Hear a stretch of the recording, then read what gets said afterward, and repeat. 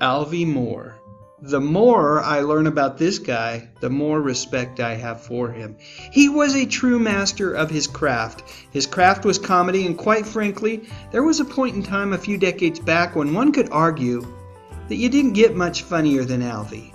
So why would people say that? Well, it was, truth be told, due primarily to one television show. Green Acres was the show that made Jack Alvy Moore a familiar face in American homes. He was never a superstar, but he was that guy. You recognized him whenever he showed up on TV. In Green Acres, Alvy was cast as a scatterbrained county agricultural agent named Hank Kimball. His shtick? Well, it was pretty simple.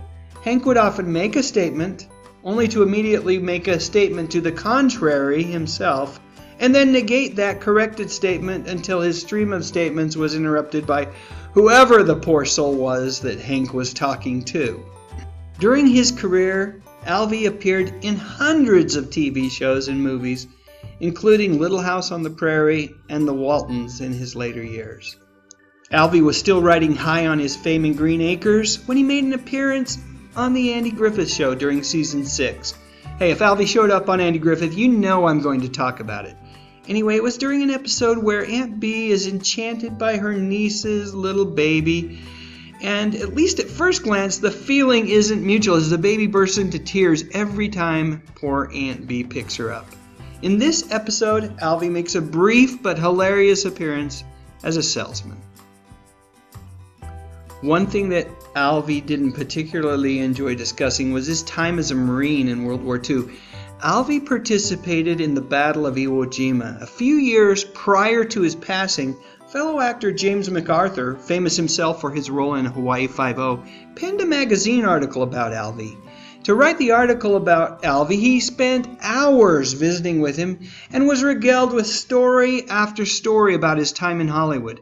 That said, when James asked Alvy about Iwo Jima, he did not want to relive that day, and he quickly moved past the question. In the article, MacArthur notes that many of the brave men and women that participated in that conflict, as well as others, do not revel in the machinations of war. Instead, they typically want to move past and think about happier time. Whatever the reason, I am truly grateful for men and women like Alvy who risk their lives to protect their country. Alvy passed away in 1997. Sheesh, it is hard to believe that it's been more than 20 years. His marker refers to him as Mr. Wonderful of Hollywood. I'd really like to know the story behind that. Unfortunately, I could not find anything on the web to help me out. If any of you know any more about why Alvy was known as Mr. Wonderful, please let me know in the comments section below. It isn't hard to guess or speculate based on his large amount of work that crossed multiple decades, but still it would be nice to know the specifics.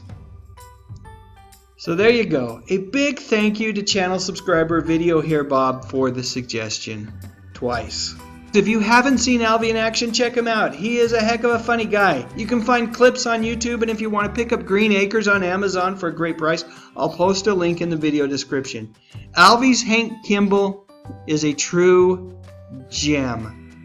Folks, if you like this video, please click on the thumbs up icon and consider subscribing to the channel.